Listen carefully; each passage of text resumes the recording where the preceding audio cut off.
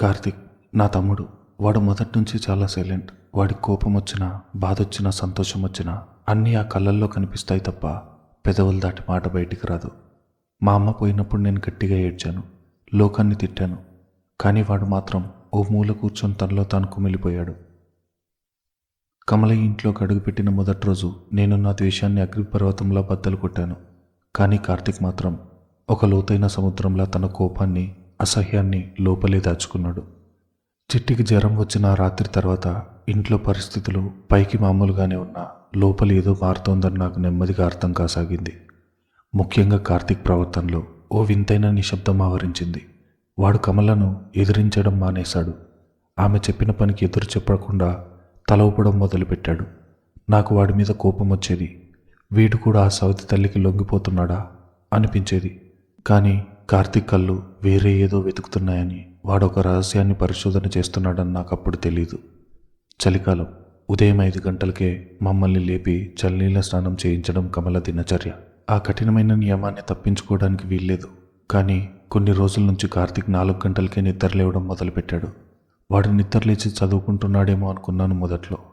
కానీ వాడు చదువుకోవడం లేదు. తన గది కిటికీలోంచి చీకట్లోకి పెరటి వైపు తదేకంగా చూస్తూ గంటల తరబడి నిలబడుతున్నాడు. ఒకరోజు నేను వాడిని అడిగాను, ఏంట్రా కార్తిక్, పొద్దున్నే లేచి దయ్యంలా అలా నిలబడుతున్నావు అని. దానికి వాడు ఏమీ చెప్పకుండా నా పెదవుల మీద వేలు వేసి నిశ్శబ్దం అన్నట్లుగా సైగ చేశాడు. ఆ రోజు వాడు నాకు చెప్పకపోయినా వాడు దేన్ని గమనిస్తున్నాడో ఆ తర్వాత నాకు అర్థమైంది. రోజు ఉదయం 4 గంటలకు ఊరంతా గాఢ నిద్రలో ఉన్న సమయంలో కమల నిద్రలేస్తుంది. ఆమె నేరుగా పెరట్లోకి వెళ్ళి అక్కడున్న పాత రాతి బండ మీద ఒంటరిగా కూర్చుంటుంది. అప్పటి వరకు ఒక రాక్షసులా, ఓ కఠినమైన జైలర్లా మాకు కనిపించిన కమల ఆ చీకట్లో ఏకాంతంగా ఓ చిన్న పిల్లల వలవలా ఏడుస్తుంది.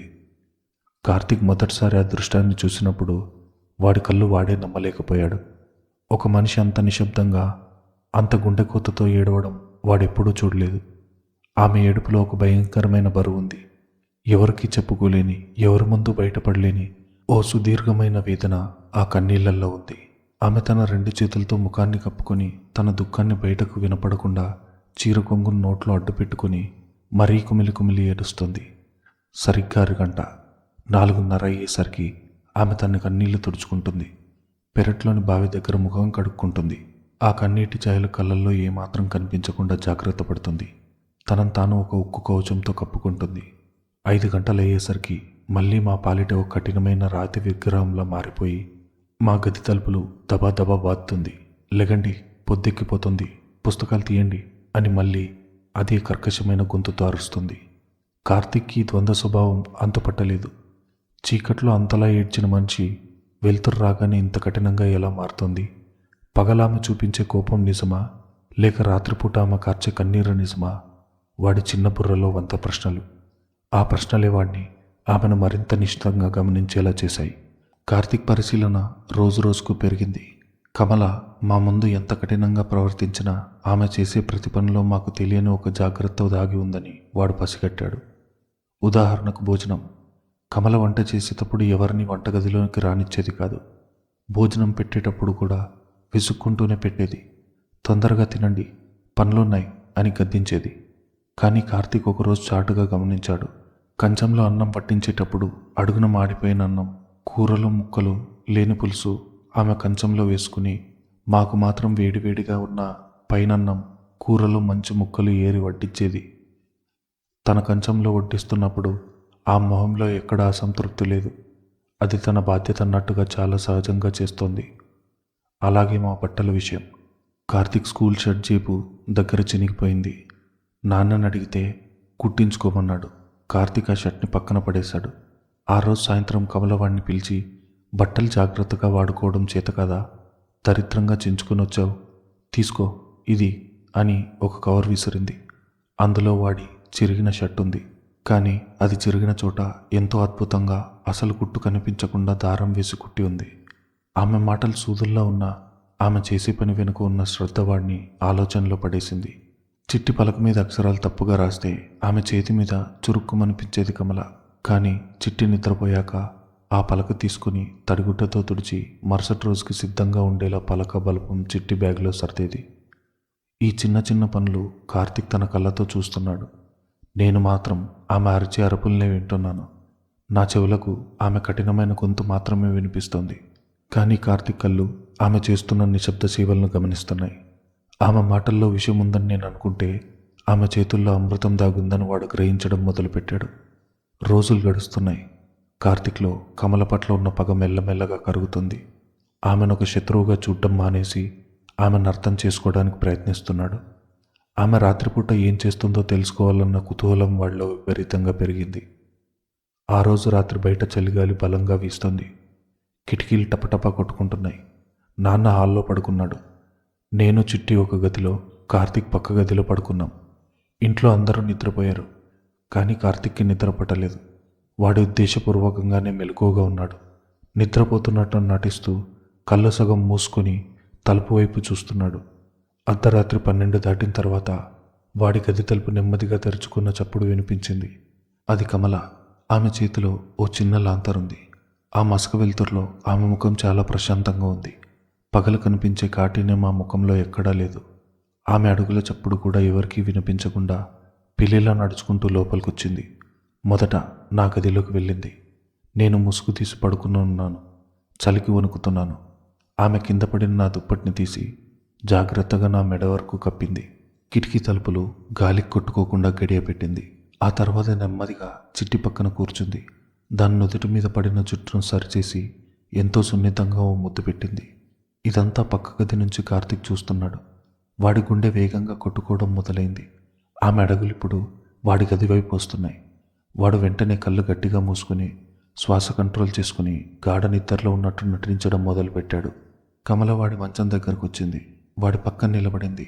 కార్తిక్కి ఆమె చీరవాసన, పొయ్యి దగ్గర నిలబడి వంట చేయడం వల్ల వచ్చే ఆ పొగవాసన స్పష్టంగా తెలుస్తున్నాయి. ఆమె వాడి వంక అలా చూస్తూ నిలబడిపోయింది. 1 నిమిషం గడిచింది. తర్వాత ఆమె చేతిని నెమ్మదిగా ముందుకు చాచింది. వణుకుతున్న ఆమె వేళ్లు కార్తిక్ నుదిటిని తాకాయి. ఆ స్పర్శ కార్తిక్ శరీరంలో కరెంట్ పాస్ అయినట్టు ఉలిక్కి పడేలా చేసింది. ఆమె చేతులు గరుగ్గా ఉన్నాయి. పగలంతా గిన్నెలు తోమి బట్టలుతికి కాయలు కాసిన చేతులవి. కానీ ఆ స్పర్శలో చెప్పలేనంత స్వచ్ఛమైన వెచ్చదనం ఉంది. ఒకప్పుడు మా కన్న తల్లి పద్మ కూడా అలాగే తలనిమిరేది. అదే స్వచ్ఛత, అదే భద్రత కమల చేతుల్లో కూడా వాడికి అనిపించింది. ఆమె నెమ్మదిగా వాడి తల నిమిరింది. ఆ స్పర్శకు వాడి కళ్ళ వెంట తెలియకుండా నీళ్లు తన్నుకొచ్చాయి. కానీ వాడు కళ్ళు తెరవలేదు. తన కన్నీళ్లు ఆమెకు ఎక్కడ కనిపిస్తాయని కళ్ళని ఇంకా గట్టిగా మూసుకున్నాడు.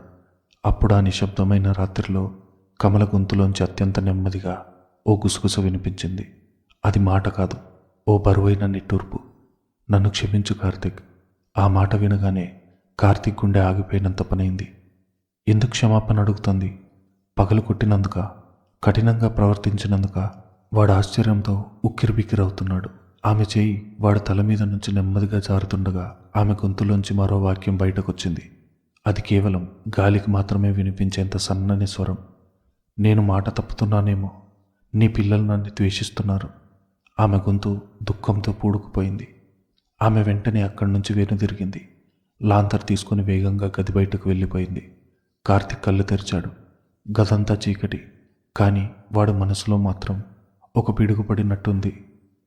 నేను మాట తప్పుతున్నానేమో. ఎవరికి మాట ఇచ్చింది కమల? నాన్నకా? కాదు. నాన్నకిస్తే నాన్నెప్పుడూ ఆమెను మందలించలేదు. ఇంకెవరికి?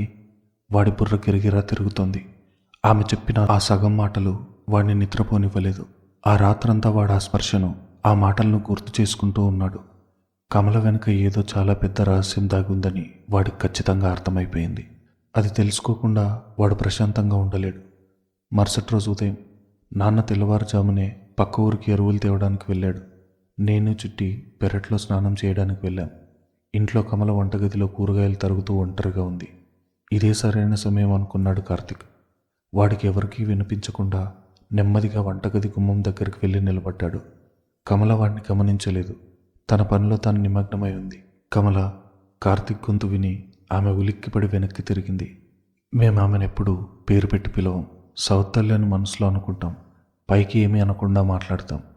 కానీ ఈరోజు కార్తిక్ నేరుగా ఆమెని కమల అని పిలిచేసరికి ఆమె కత్తి కింద పెట్టి వాడి వంక ఆశ్చర్యంగా చూసింది.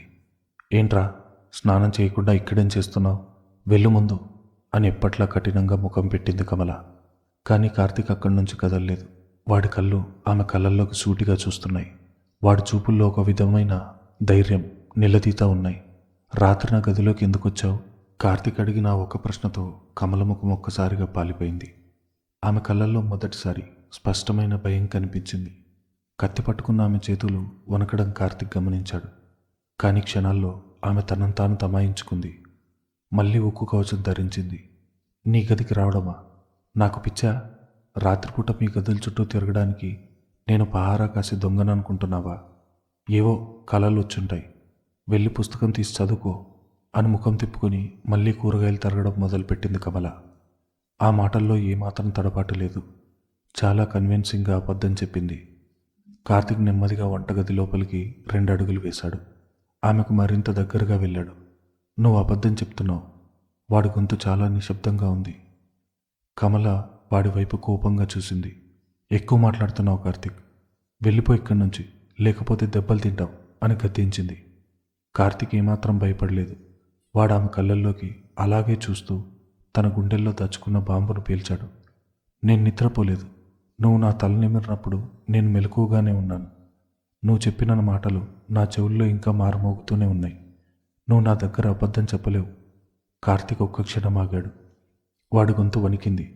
కానీ ధైర్యం కూడా తీసుకుని అడిగాడు, నువ్వు నిన్న రాత్రి క్షమాపణ చెప్పావు. ఎందుకు చెప్పావు? ఆ మాట వినగానే కమల చేతిలో ఉన్న కత్తి జారి కింద పడింది. లోహపు శబ్దం వంటగదిలో ప్రతిధ్వనించింది. ఆమె శరీరం మొత్తం చెమటలు పట్టేసింది. ఆమె ఊపిరి బరువెక్కింది. ఇన్ని రోజులు ఆమె కట్టుకున్న రాతికోట ఒక్క క్షణంలో బీటలు వారింది. కార్తీక్ పట్టుకున్న ఆ చెవి ఆమె దాచిపెట్టిన అతిపెద్ద రహస్యానికి తాళం చెవని ఆమెకు అర్థమైపోయింది. ఆమె కార్తీక్ వైపు ప్రాణాలు పోతున్నట్టుగా చూస్తూ ఉండిపోయింది. ఈ ప్రశ్నలన్నీ కార్తీక్ కళ్ళల్లో కదులుతుండగా కమల నోరు విప్పడానికి ప్రయత్నించింది. కానీ ఆమె గొంతులోంచి మాట రాలేదు. ద్వేషం ఒక విషయం లాంటిది. అది ఎదుటివారిని చంపేలోపు మనల్ని మనం కోల్పోయేలా చేస్తుంది. కమల ఇంటికి వచ్చినప్పటి నుంచి నాలో రగులుతున్న ఆ ద్వేషం ఇప్పుడు నన్ను భయంకరమైన నిర్ణయం వైపు నడిపిస్తోంది. నాన్న మీద అలిగి భోజనం మానేసిన రోజులున్నాయి. కానీ ఈ ఇల్లు వదిలి వెళ్ళిపోవాలన్న ఆలోచన ఎప్పుడూ రాలేదు. ఎందుకంటే ఈ ఇంట్లో ప్రతి ఇటుకలోనూ నా కన్న తల్లి పద్మ జ్ఞాపకాలు దాగి ఉన్నాయి. కానీ ఇప్పుడు ఆ జ్ఞాపకాల్ని కూడా ఊపిరి సలపనీయకుండా కమల తన ఉక్కు బాధాలతో అణిచివేస్తుందన్న నా నమ్మకం. ఈ బందీఖానాలోనే నేను ఇక ఒక క్షణం కూడా ఉండలేను. వంటగదిలో కమల కార్తీక్ మధ్య ఏం జరిగిందో నాకు తెలీదు. కానీ ఆ రోజు నుంచి కార్తీక్ ప్రవర్తన పూర్తిగా మారిపోయింది. వాడు కమలను ద్వేషించడం మానేశాడు. ఆమె చెప్పిన ప్రతి పని మారు మాట్లాడకుండా చేస్తున్నాడు. ఒకరోజు కమల బట్టలు ఆరేస్తుంటే కార్తీక్ వెళ్ళి ఆమెకు సహాయం చేయడం నేను కల్లారా చూశాను. నా రక్తం మరిగిపోయింది. ఏంట్రా కార్తీక్, ఏమైంది నీకు? ఆ సవత్తల్లికి ఊడిగం చేస్తున్నావు. మన అమ్మని మర్చిపోయావా అని వాడిని గట్టిగా నిలదీశాను. దానికి వాడు తలదించుకుని, అక్క, నువ్వు అనుకుంటున్నట్లుగా ఆమె రాక్షసి కాదు, మనకు తెలియని నిజం ఏదో ఉంది అని నెమ్మదిగా అన్నాడు. ఆ మాట వినగానే నా చెంప మీద ఎవరో గట్టిగా కొట్టినట్టు అనిపించింది. కమల మాయలో నా తమ్ముడు పూర్తిగా పడిపోయాడు. నా చెల్లి చిట్టి అమాయకురాలు.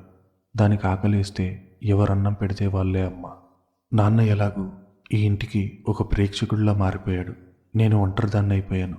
నా కన్న తల్లి జ్ఞాపకాలను కాపాడుకోవడానికి నేను ఒక్కదాన్నే పోరాడుతున్నాను.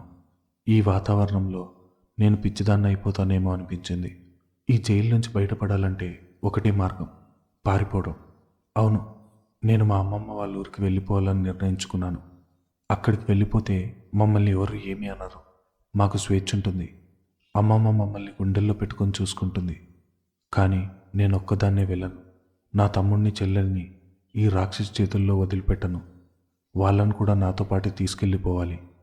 మరుసటి రోజు స్కూల్లో నా ప్రాణ స్నేహితురాలు రమ్యతో నా ప్లాన్ గురించి చెప్పాను. రమ్య, నేను ఈ ఇంట్లో ఇంకా ఉండలేను. ఆ సవత్తల్లి మమ్మల్ని మానసికంగా చంపేస్తుంది. మా తమ్ముడిని కూడా తన వైపు తిప్పుకుంది. ఇంకా నేను ఇక్కడే ఉంటే నా ప్రాణాలైనా తీసుకుంటాను, లేదా దాని ప్రాణాలైనా తీస్తాను అని ఏడుస్తూ చెప్పాను. రమ్య కంగారు పడింది. ఏంటనరా నువ్వు మాట్లాడేది? పారిపోవడం ఏంటి? మీ నాన్న ఏమైపోతాడు? నాన్నకి మాకంటే ఆ కమలే ఎక్కువైపోయింది. నేను రాత్రికి రాత్రే మా అమ్మమ్మ ఊరికి వెళ్ళిపోతాను. కార్తీక్ని, చిట్టిని కూడా తీసుకెళ్తాను. నా పట్టుదల చూసి రమ్యకు అర్థమైంది. నేను వెనక్కి తగ్గే రకం కాదని తన దగ్గరున్న పాకెట్ మనీ దాచుకున్న 100 రూపాయలు నాకు ఇచ్చింది. రాత్రికి బస్టాండ్ వెళ్ళే 10 గంటలకు మీ అమ్మమ్మ ఊరికి వెళ్ళే లాస్ట్ బస్ ఉంటుంది, జాగ్రత్తగా వెళ్ళండను అని చెప్పి నన్ను హత్తుకుంది. నా గుండెల్లో ఒక భయం, అదే సమయంలో ఓ విముక్తి పొందుతున్న భావన. ఈ రాత్రితో కమల పీడ విరగడైపోతుంది. సాయంత్రం ఇంటికి రాగానే నేను కార్తీక్ను పక్కకు పిలిచాను. కార్తీక్, రాత్రి మనం ఈ ఇల్లు వదిలి వెళ్ళిపోతున్నాం, బట్టలు సర్దుకో అని కరాఖండిగా చెప్పాను. కార్తీక్ ఉలిక్కిపడ్డాడు. ఏంటక్క నువ్వు మాట్లాడేది? ఎక్కడికి వెళ్తాం? అమ్మమ్మ వాళ్ళ ఇంటికి. ఈ సవత్తల్లి ఇంట్లో నేను ఒక్క క్షణం కూడా ఉండలేను. నువ్వు చిట్టి నాతో వస్తున్నారు అంతే. కార్తీక్ కళ్ళల్లో భయం, సందిగ్ధత కనిపించాయి. వద్దక్క, మనం ఎక్కడికి వెళ్ళొద్దు. నువ్వు కమలను తప్పుగా అర్థం చేసుకుంటున్నావు. ఆమె బయటికి కఠినంగా ఉన్న లోపల. నోర్మోయ్ కార్తీక్, నేను గట్టిగా అరిచాను. నువ్వు కూడా దాని మాయలో పడిపోతున్నట్టున్నావు. మన అమ్మ ఫోటోలు తీసి బీరువాలో పడేసిన ద్రోహిరాది. ఉదయాన్నే లేపి చన్నీళ్లతో స్నానం చేయిస్తూ మనల్ని పనివాళ్ళలా చూస్తున్న రాక్షసురావిడ. నీకిష్టముంటే ఆ కొత్తమ్మ కొంగు పట్టుకుని ఇక్కడే ఉండు, నేను చిట్టి వెళ్ళిపోతాం. ఇక నా ముఖం జీవితంలో చూడవు అని బ్లాక్మెయిల్ చేశాను. కార్తిక్కి ఏం చేయాలో పాలుపోలేదు. వాడికి కమల రాత్రిపూట దాస్తున్న రహస్యం తెలుసు, కానీ అది పూర్తిగా అర్థం కాలేదు. నా మీదున్న ప్రేమ, నేనేమైపోతానో అన్న భయం వాణ్ణి నా మాట వినేలా చేశాయి. సగం ఇష్టంతో సగం భయంతో సరే అక్క, నేను కూడా వస్తాను అని తల ఊపాడు. రాత్రి 9 గంటలైంది. ఇంట్లో వాతావరణం ఎప్పటిలాగే నిశ్శబ్దంగా ఉంది. కమల అందరికీ భోజనాలు పెట్టి గిన్నెలు కడిగి తన గదిలోకి వెళ్ళిపోయింది. నాన్న హాల్లో మంచం మీద పడుకున్నప్పటికీ గాఢ నిద్రలో జారుకున్నాడు. చిట్టికి 2 రోజుల నుంచి ఉన్న జ్వరం ఇంకా పూర్తిగా తగ్గలేదు. అది మందు వేసుకుని నా పక్కనే మత్తుగా నిద్రపోతోంది. సరిగ్గా 10:30. ఊరంతా నిద్రలోకి జారుకుంది. వీధి కుక్కల అరుపులు తప్ప మరే చప్పుళ్ళు లేవు. అదే సరైన సమయం అనుకుని నేను నెమ్మదిగా మంచం దిగాను. పాత బట్ట సంచుల్లోంచి 3 బ్యాగులు తీశాను. నా బట్టలు కొన్ని, కార్తీక్ బట్టలు, చిట్టివి కొన్ని సర్దాను.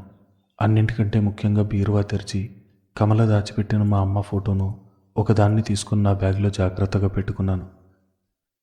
అమ్మ జ్ఞాపకాలు ఇక్కడే వదిలేసి వెళ్ళలేను. కార్తీక్ వాడి గదిలోంచి తన చిన్న బ్యాగ్ వేసుకుని బయటకు వచ్చాడు.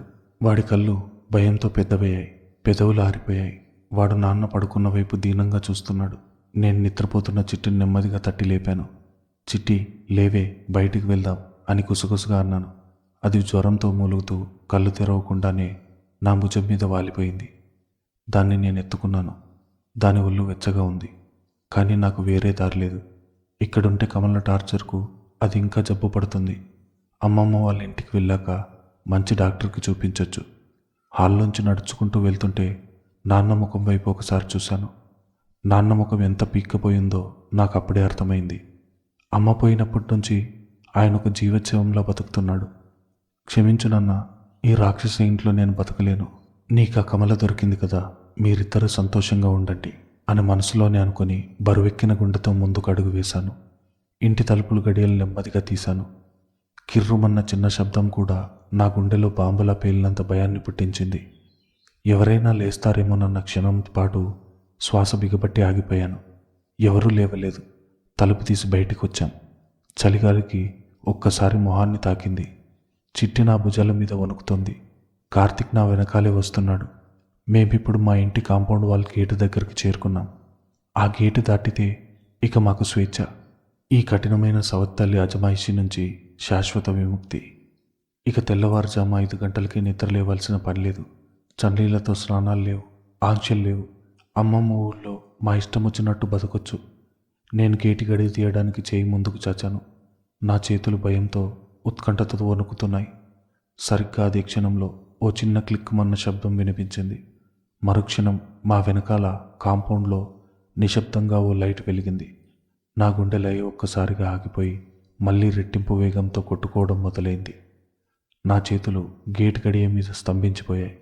కార్తీక్ భయంతో నా వెనకాల దాక్కున్నాడు. నేను నెమ్మదిగా వెన్నులో వణుకు పుడుతుండగా వెనక్కి తిరిగి చూశాను. అక్కడ చీకటిని చీల్చుకుంటూ వస్తున్న ఆ టార్చ్ లైట్ వెలుతురులో కమల నిలబడి ఉంది. ఆమె ముఖం మీద ఎలాంటి కోపం లేదు, ఓ దొంగను పట్టుకున్నానన్న గర్వం లేదు.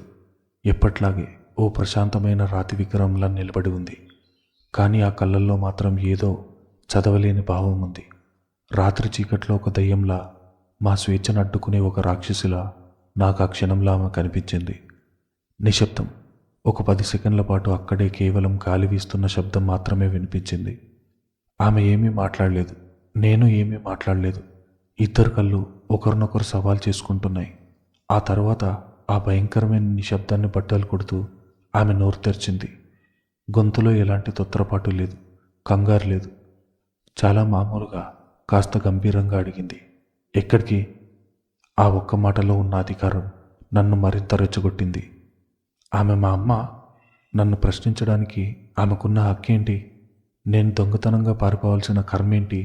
ఇది నా ఇల్లు, నేను ఎలాగైనా వెళ్తాను. నాలో కోపం కట్టలు తెంచుకుంది. నేను చిట్టిని గట్టిగా పట్టుకుని కమల కళ్ళల్లో సూటిగా చూస్తూ చాలా అహంకారంతో గట్టిగా అరిచాను. నీకు చెప్పాల్సిన పని లేదు. నా మాటలకు ఆమె ఉలిక్కి పడుతుందని, లేదా నా మీద కోపంతో అరుస్తుందని, కొట్టడానికి వస్తుందని నేను ఊహించాను. నేను దానికి సిద్ధంగానే ఉన్నాను. ఆమె నా మీద చేయి చేసుకుంటే ఈ రాత్రి రచ్చరచ్చ చేసి ఇరుగు పొరుగు అందరినీ పిలిచి ఆమె అసలు రంగు బయట పెట్టాలని అనుకున్నాను. కానీ కమల అలా చేయలేదు. ఆ ముఖంలో కండరాలు కూడా కదలలేదు. నా సమాధానం విని ఆమె ఒక క్షణం ఆగిపోయింది. ఆమె కళ్ళు నా మీద నుంచి పక్కనే వణుకుతూ నిలబడ్డ కార్తీక్ మీదకు, అక్కడి నుంచి నా భుజం మీద నిద్రపోతున్న చిట్టి మీదకు వెళ్ళాయి. ఆమె గట్టిగా ఒక దీర్ఘ శ్వాస తీసుకుంది. తర్వాత నా కళ్ళలోకి చూస్తూ చాలా నెమ్మదిగా, విచిత్రమైన ప్రశాంతతతో ఇలా అంది, సరే వెళ్ళండి. ఆ మాట వినగానే నా మెదడు మొద్దుబారిపోయింది. వెళ్ళండి అంటోందా? మా సవత్తల్లి, మమ్మల్ని హింసించి ఆనందించే కమల మమ్మల్ని ఇంత సులభంగా పారిపోవడానికి ఒప్పుకుంటుందా? నాకేమీ అర్థం కాలేదు. ఆమె మాతో ఓ పెద్ద గొడవ చేస్తుందనుకుంటే ఇలా మధ్యలోనే వదిలేస్తుందేంటి? కానీ నాకు ఆశ్చర్యం అక్కడితో ముగియలేదు. కమల ఒక అడుగు ముందుకు వేసింది. నా భుజం మీద ఉన్న చిట్టి వైపు చూస్తూ ఆమె గొంతులో మొదటిసారి ఎప్పుడూ లేని ఒక భయం, ఒక ఆర్తి, ఒక కన్న తల్లికి మాత్రం ఉండే తపన ధ్వనించాయి. కానీ చిట్టిని తీసుకెళ్ళకండి. నేను ఆమె వైపు అయోమయంగా చూశాను. కమల కళ్ళు చెమ్మగిల్లాయి. ఆమె గొంతు వణుకుతోంది. దానికి ఇంకా జ్వరం తగ్గలేదనరాదా? ఈ చలిగాలికి అది బయటకు వెళ్తే తట్టుకోలేదు. దానికి వేడినీళ్ళు కాచివ్వాలి, సమయానికి మందులు వేయాలి. నువ్వు కోపంతో తీసుకెళ్ళిపోతున్నావు, కానీ దాన్ని చూసుకునే బాధ్యత నీకు తెలీదు. మీరు వెళ్ళాలనుకుంటే వెళ్ళండి, కానీ నా చిట్టిని వదిలేయండి. ప్రాణం పోయేలా ఉన్న నా పసిదాని మీద పగ చూపించకండి. ఆ క్షణంలో నా కాళ్ళు అక్కడికక్కడే ఆగిపోయాయి. భూమి నన్ను లోపలికి లాగేసుకుంటున్నట్టు అనిపించింది. ఇది నా సవత్తల్లి కమల మాట్లాడుతున్న మాటలేనా? నా చిట్టి అని ఆమె అంటున్నప్పుడు ఆ గొంతులో పలికిన ఆవేదన అబద్ధమా? మమ్మల్ని హింసిస్తుందని నేను నమ్మిన రాక్షసి నా చెల్లి జ్వరం గురించి ఇంతలా తప్పించిపోతుందా? నా చేతిలో ఉన్న బ్యాగులు బరువెక్కాయి.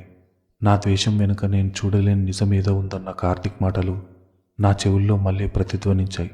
కానీ చిట్టిని తీసుకెళ్ళకండి, దానికి జ్వరం తగ్గలేదు. ఈ మాట ఓ సవత్తల్లి చెప్పేది కాదు, ఒక అచ్చమైన అమ్మ చెప్పేది. నా మనసులో రేగిన ఈ పెను తుఫాను ముందు ఆ రాత్రి చీకటి కూడా చిన్నపోయింది. నా అడుగులు ముందుకు పడలేదు. నేను కమల వైపు, ఆమె కళ్ళల్లో కారుతున్న నిశ్శబ్ద కన్నీళ్ల వైపు అలాగే చూస్తూ ఉండిపోయాను. నేను గెలిచానో ఓడిపోయానో తెలియని ఓ వింత సందిగ్ధంలో నన్ను నేను కోల్పోయాను. గేట్ దగ్గర ఆ రాత్రి జరిగిన సంఘటన నా బుర్రను పూర్తిగా బ్లాక్ చేసింది. కానీ చిట్టిని తీసుకెళ్ళకండి, దానికి జ్వరం తగ్గలేదు అని కమల గొంతులో పలికిన ఆ ఆర్తి, కళ్ళల్లో రాలిన ఆ కన్నీరు నాలో ఉన్న ద్వేషాన్ని ఒక్క ఉదుటను వెనక్కి నెట్టేశాయి. నా చేతుల్లో జ్వరంతో కాలిపోతున్న నా చెల్లెలి భవిష్యత్తు ముఖ్యం, నా పంతం కాదు. నేనేమీ మాట్లాడకుండా చిట్టిని నెమ్మదిగా కమల చేతిలో పెట్టాను. ఆమె పసిదాన్ని ఎంత జాగ్రత్తగా తన గుండెలకు హత్తుకుందంటే, ఒక కన్న తల్లి తన ప్రాణాన్ని కాపాడుకుంటున్నట్టుగా ఆమె ముఖంలో ఒక భరోసా కనిపించింది. నేను వెనక్కి తిరిగి చూడకుండా గేటు బయటకు వచ్చేశాను. కార్తీక్ నా వెనకాలే నడుస్తున్నాడు. నా గుండె బరువుగా ఉంది. చెల్లిని వదిలేసి వెళ్తున్నానన్న అపరాధ భావం ఒకవైపు, ఆ సవితల్లి కళ్ళల్లో నేను చూసిన మాతృత్వం నిజమా అబద్ధమా అన్న గందరగోళం ఇంకోవైపు నన్ను ఉక్కిరిబిక్కిరి చేస్తున్నాయి. ఊరు బయట ఉన్న బస్టాండ్కి చేరుకునేసరికి 10:50 చలిగాలి దేహాన్ని కోసేస్తుంది. అదృష్టవశాతం అమ్మమ్మ ఊరికి వెళ్ళే చివరి బస్సు ఇంకా అక్కడే ఉంది. నేను కార్తీక్ బస్సు ఎక్కి ఓ మూల సీట్లో కూర్చున్నాం. బస్సు కదిలింది. కిటికీలోంచి వచ్చే చల్లని గాలి కార్తీక్ ముడుచుకుని పడుకున్నాడు. వాడి కళ్ళు మూసుకొని ఉన్నా వాడు నిద్రపోవడం లేదని నాకు తెలుసు.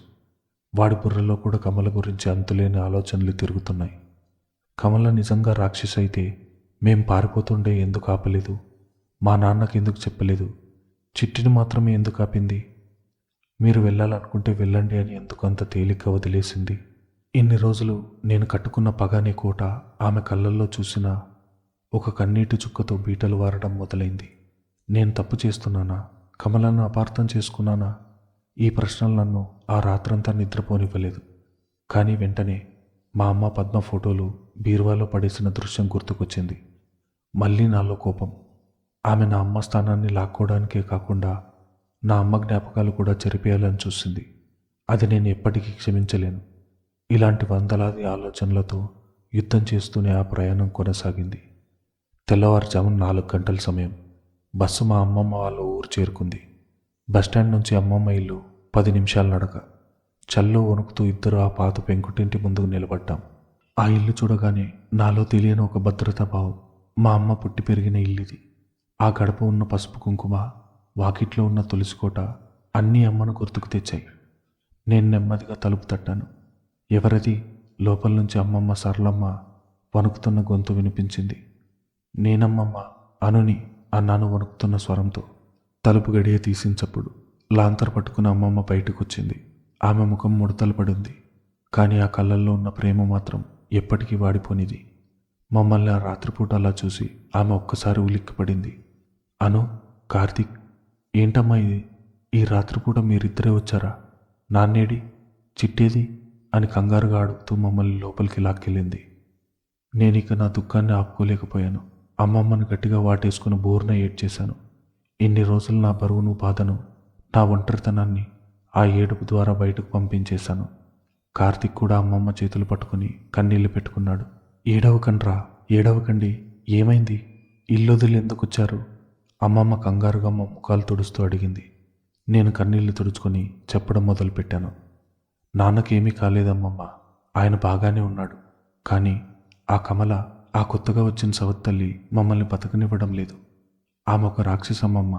ఇంట్లోకి వచ్చిన మొదటి రోజే చిట్టిదాన్ని అమ్మ అని పిలిస్తే విదిలించుకొని వెళ్ళిపోయింది. నాన్నకు తెలిసి మా అమ్మ ఫోటోలన్నీ పీకేసి బీరువాలో దాచేసింది.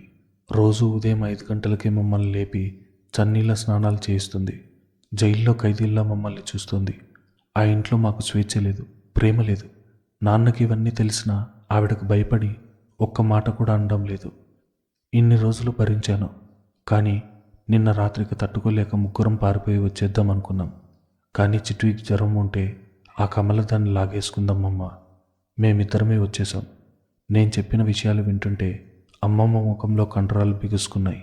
పద్మ చనిపోయినప్పటి నుంచి అల్లుడి మీద, ఆయన చేసుకున్న రెండో పెళ్లి మీద ఆమె కోపంగా ఉంది.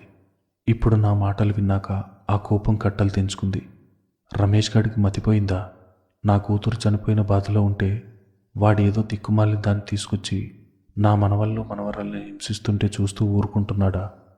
సవత్తల్లి వస్తే పిల్లల బతుకులు ఇలాగే తగలబడతాయని నేను ముందే చెప్పాను. నా మాటలు వినలేదు. మీరేం భయపడకండ్రా, నేనున్నాను కదా. నా ప్రాణం ఉన్నంత వరకు మిమ్మల్ని ఆ రాక్షసి చేతుల్లో పడనివ్వను. రేపు పొద్దున్నే నేను వెళ్తాను మీ ఊరికి. పంచాయతీ పెట్టి ఆ కమలను నడివీధిలో నిలదీస్తాను. రమేష్కి బుద్ధి చెప్తాను అని అమ్మమ్మ కోపంతో ఊగిపోయింది. అమ్మమ్మ మాటలు నాకు కొండంత ధైర్యాన్ని ఇచ్చాయి. అవును, అమ్మమ్మ కమలను నిలదీయాలి. ఊరందరి ముందు ఆమె ముసుగు తీయాలి. నాలో మళ్ళీ పగ చిగురించింది.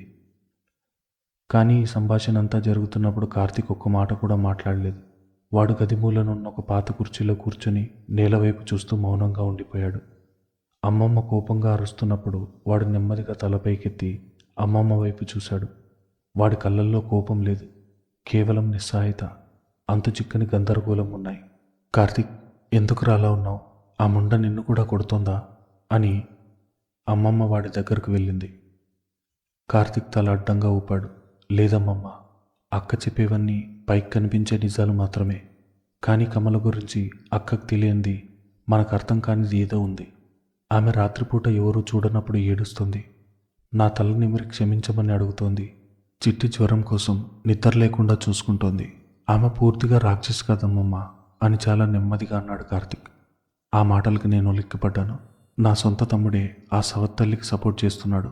చూసావా అమ్మమ్మ, వీడిగా కమల ఏం మాయ చేసిందో, ఆమెను వెనుకేసుకొస్తున్నాడు అని నేను కోపంగా అరిచాను. కానీ అమ్మమ్మ నా మాటలు పట్టించుకోలేదు. ఆమె కార్తీక్ కళ్ళలోకి చాలా లోతుగా చూసింది. ఆమె ముఖంలో అంతకుముందున్న ఆగ్రహం నెమ్మదిగా మాయమై ఓ భయంకరమైన నిశ్శబ్దం అలుముకుంది. ఆమె నిట్టూరుస్తూ నేల మీద చాప వేసుకొని కూర్చుంది. వణుకుతున్న చేతులతో లాంతర్ ఒత్తిని కాస్త తగ్గించింది. ఆ మసక వెలుతురులో అమ్మమ్మ ముఖం మీద పడిన నీడలు ఆమె మనసులో జరుగుతున్న అలజడికి అద్దం పడుతున్నాయి. కొద్దిసేపు ఆ గదిలో కేవలం గోడ గడియారం చప్పుడు మాత్రమే వినిపించింది. అమ్మమ్మ ఏదో ఆలోచిస్తోంది. ఒక పెద్ద సత్యాన్ని మాకు చెప్పాలా వద్దా అని ఆమె మనసులో సంఘర్షణ పడుతున్నట్టు ఆమె ముఖం చెబుతుంది. అమ్మమ్మ, ఏమైంది? ఎందుకలా సైలెంట్ అయిపోయావు? నేను అడిగాను. అమ్మమ్మ మా ఇద్దరి వైపు చూసింది. ఆమె కళ్ళు చెమ్మగిల్లాయి. అను, మీ తమ్ముడు చెప్పిన దాంట్లో నిజం ఉండొచ్చేమో తల్లి అంది అమ్మమ్మ గొంతు సరి చేసుకుంటూ. నేను షాక్ అయ్యాను. అమ్మమ్మ, నువ్వు కూడానా? ఆగను, నేను చెప్పేది పూర్తిగా విను. కమల మీ జీవితంలోకి రావడం మీకు శాపంలా అనిపిస్తుంది. సవత్తల్లిగా ఆమె మిమ్మల్ని హింసిస్తోందని మీరు అనుకుంటున్నారు. కానీ ఆ హింస వెనుక, ఆమె కఠినత్వం వెనుక ఊహించని ఓ భయంకరమైన గతం ఉంది. కమలకు కూడా ఒక గుండుంది. ఆ గుండె ముక్కలు చేసిన ఒక కలంకం ఆమె గతం. కార్తీక్ ఒక్కసారిగా ముందుకు వంగాడు. ఏం జరిగిందమ్మమ్మ? ఆమె గతమేంటి? అమ్మమ్మ శూన్యంలోకి చూస్తూ చెప్పడం మొదలుపెట్టింది. కమల మీ నాన్నను చేసుకోవడానికి ముందు ఆమెకు ఒక చేదు గతం ఉంది. ఆమె ఒకప్పుడు ప్రాణంగా ప్రేమించినవాడు పెళ్లిపీటల దాకా తీసుకెళ్లి ఆమెను నడివీధిలో మోసం చేసి వదిలేశాడు. ఆమె మోసం ఆమెను మానసికంగా చంపేసింది. ఒక ఆడపిల్ల ఆ అపవాదును భరించలేక ఎన్నిసార్లు చచ్చిపోవాలనుకుంటుందో ఆ దేవుడికే తెలుసు. ఆమె తన భావోద్వేగాలన్నింటినీ చంపేసుకుంది. ప్రపంచం ముందు ఓ రాతి విగ్రహంలో బతకడం నేర్చుకుంది. ఎవరికి దగ్గరకు కాకూడదు, ఎవరిని ప్రేమించకూడదని తన చుట్టూ తానే ఓ గూడ కట్టుకుంది. ఆ పీడకల ఆమెను ఇంకా వెంటాడుతూనే ఉంది. నేను ఆశ్చర్యంగా వింటున్నాను. కమలకింత భయంకరమైన గతం ఉందా? అందుకే ఆమె ఎవరితోనూ నవ్వదా? అందుకే ఆమె లోపలంత కఠినంగా మారిపోయిందా? కానీ దానికి మా ఇంటికి మా అమ్మ ఫోటోలు దాచేయడానికి సంబంధం ఏంటి? ఆమె గతం ఆమెకు బాధనిచ్చుండొచ్చు, కానీ ఆ కోపాన్ని, ఆ ఫ్రస్ట్రేషన్ని మా మీద ఎందుకు చూపిస్తోంది? మా అమ్మ జ్ఞాపకాలు ఎందుకు తుడిచేస్తుంది అని నేను అడిగాను. అమ్మమ్మ తల ఊపింది. లేదమ్మాను, నా కూతురు పద్మ జ్ఞాపకాలు కమల ఎప్పటికీ చెరిపేయలేదు. ఎందుకంటే కమల ఈ ఇంటికి రావడానికి, మీ నాన్నను పెళ్లి చేసుకోవడానికి అసలు కారణం కమల గతం కాదు, ఆ దేవుడి శాసనం అసలే కాదు. నేను కార్తీక్ ఇద్దరు శ్వాస పీల్చుకోవడం కూడా మర్చిపోయి అమ్మమ్మగా చూస్తున్నాం. మరెవరు కారణం అని కార్తీక్ వణుకుతున్న గొంతుతో అడిగాడు. అమ్మమ్మ కళ్ళల్లోంచి 2 కన్నీటి బొట్లు జారి చాప మీద పడ్డాయి. ఆమె తన చీర కొంగుతో కళ్ళు తుడుచుకుంటూ అంది, కారణం మీ కన్న తల్లి పద్మ. మా అమ్మ. నువ్వేం చెప్తున్నావు అమ్మమ్మ? మా అమ్మ చనిపోయింది కదా, ఆవిడ కమలను ఎందుకు తీసుకొస్తుంది? నా బుర్ర పగిలిపోతుంది.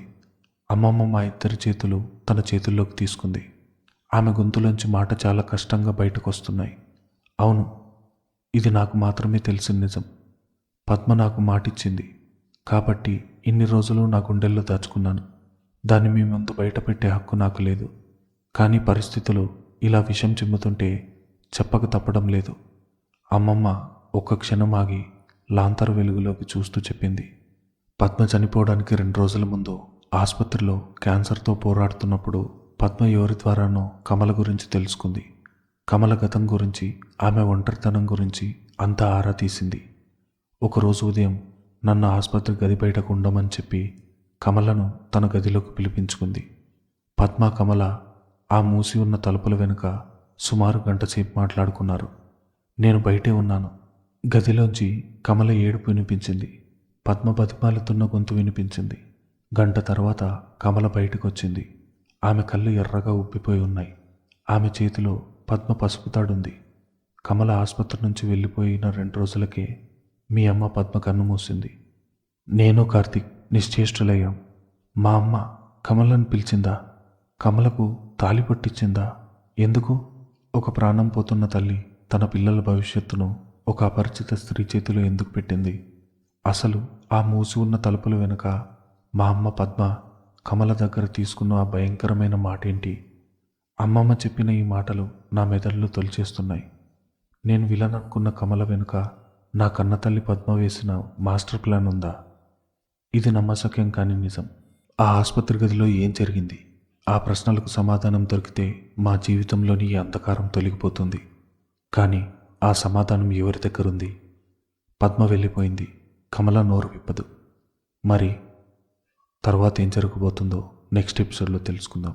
అంతవరకు ఈ ఛానల్ని సబ్స్క్రైబ్ చేసుకోండి.